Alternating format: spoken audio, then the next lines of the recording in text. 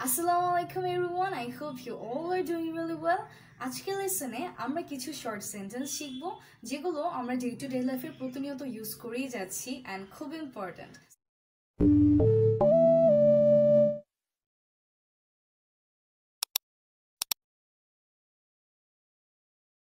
So well, at first যখন আমরা কারোর সাথে দেখা করি, আমাদের সাথে কারো দেখা হয়, আমরা জিজ্ঞেস করি কি অবস্থা। সো এটাকে আমরা ইংরেজিতে বলতে পারি What's up? What's up? অথবা আমরা চাইলে এটাও বলতে পারি What's going on? What's going on? অথবা আমরা এইভাবে বলতে পারি How was your day? তার মানে তোমার দিনটা আজকে কেমন ছিল? Well, আমাদেরকে যদি কেউ আস্ক করে থাকে তাহলে এগুলোর রিপ্লাইতে কিন্তু আমরা বলতে পারি I'm cool and dandy. তার মানে আমি অনেক ভালো আছি। I'm keeping cool. আমি অনেক ভালো আছি। No complaints. তার মানে আমার কোনো কিছু নিয়ে কোনো কমপ্লেন নেই, সব কিছু অনেক ভালো যাচ্ছে। সাপোজ কেউ আপনাকে বললো যে তুমি কি আমাকে এই কাজটি প্লিজ করে দিবে, তখন আপনি যদি করে দিতে ইচ্ছুক হন, আপনি যদি বলেন যে হ্যাঁ অবশ্যই, সেটাকে আপনি বলতে পারেন obviously, for sure, definitely. আপনি চাইলে এইভাবে বলতে পারেন why not, তার মানে কেন নয়, আমি অবশ্যই করে দিব। I would love to do that, তার মানে আমি আপনাকে এই কাজটি করে দিব। সাপোজ আপনি ইংরেজি শেখার সিদ্ধান্ত নিয়েছেন অ্যান্ড আপনাকে কেউ বললো যে ইংরেজি শেখা খুবই কঠিন, আপনি বলতে পারেন সো হোয়াট, তাতে কি, আমি শিখেই ছাড়বো। সো হোয়াট, তাতে কি। ইফ আই আস্ক ইউ, আপনি কি মিথ্যা কথা বলা পছন্দ করেন, আপনি অবশ্যই বলবেন একটুও না। সো একটুও না এটাকে আমরা বলতে পারি not a bit.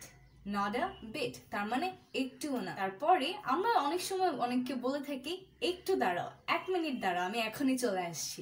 So 1 minute দাঁড়াও এটাকে আমরা বলতে পারি hold on a minute. Hold on a minute. অথবা আমরা বলতে পারি ওয়েট আ মিনিট।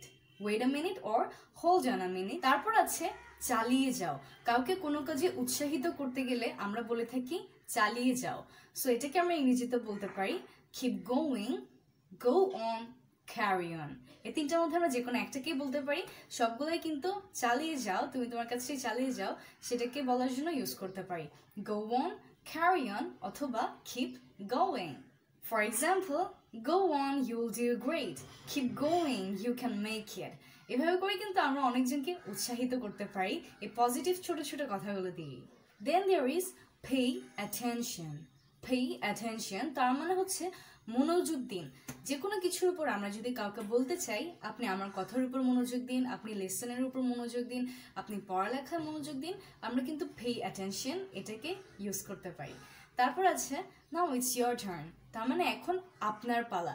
অনেক সময় আমরা অনেক কাজ করি একজনের পর আরেকজন, তখন আমরা যদি কাউকে বলতে চাই এবার আপনার পালা, তখন আমরা বলে ফেলতে পারি now it's your turn.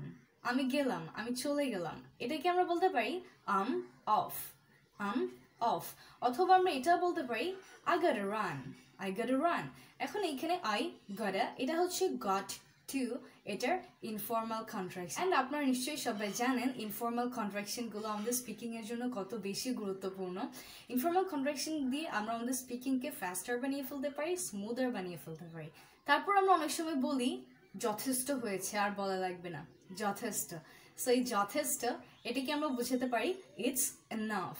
It's enough তার মানে যা হয়েছে যথেষ্ট হয়েছে। তারপর আমরা অনেক সময় বলি যে চলো দেখি, চলো এই বইটা আমরা একটু দেখি, চলো আমরা দেখি এখানে কি আছে।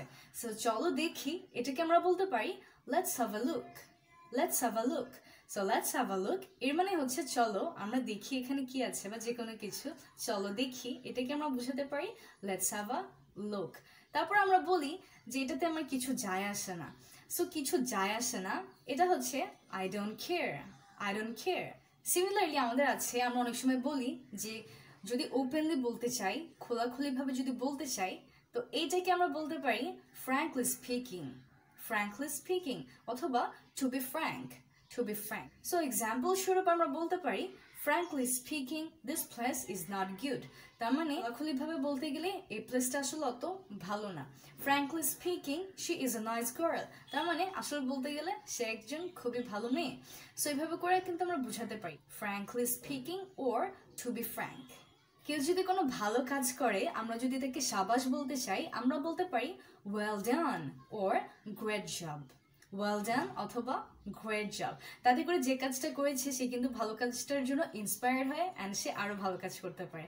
সো আমরা সবাইকে কিন্তু এই ছোট ছোট বাক্যগুলো দিয়ে মোটিভেট করতে পারি। সিমিলারলি কেউ যদি কোনো ভালো বুদ্ধি দেয় আমরা তাকে বলতে পারি হোয়াট অ্যান আইডিয়া, তার মানে কত ভালো একটা বুদ্ধি। Then there is come to the point. Come to the point যার মানে হচ্ছে মূল কথায় আসো, ঘুরিয়ে পিছিয়ে না বলে যেটা মেন কথা সেখানেই আসো। Come to the point. অসাধারণ, আমরা অনেক সময় বলি যে তোমার কাজটি অসাধারণ বা এই জিনিসটা খুবই অসাধারণ, খুবই সুন্দর। তখন আমরা বলতে পারি ওয়ান্ডারফুল, অ্যামেজিং, মার্ভেলাস, তার মানে অসাধারণ। এগুলো কিন্তু সিমিলার ওয়ার্ডস, তো আমরা কিন্তু চাইলে যে কোনো একটাকে ইউজ করতে পারি। সো ওয়েল, এগুলো খুবই commonly used words and sentences যেগুলো আমরা আমাদের ডে টু ডে লাইফে প্রতিনিয়ত ইউজ করে থাকি। অ্যান্ড স্পোকেন ইংলিশ কিন্তু আমি বলি সবসময় যে প্র্যাকটিসিংটা খুব ইম্পর্ট্যান্ট। সো সবাই আমরা বেশি বেশি প্র্যাকটিস করবো, অ্যাটলিস্ট 30 মিনিটস হলেও কিন্তু আমরা এভরিডে সবাই প্র্যাকটিস করবো। সবার জন্য এটা খুবই খুব important. And I'll see you in my next episode. Till then take care and Allah হাফেজ।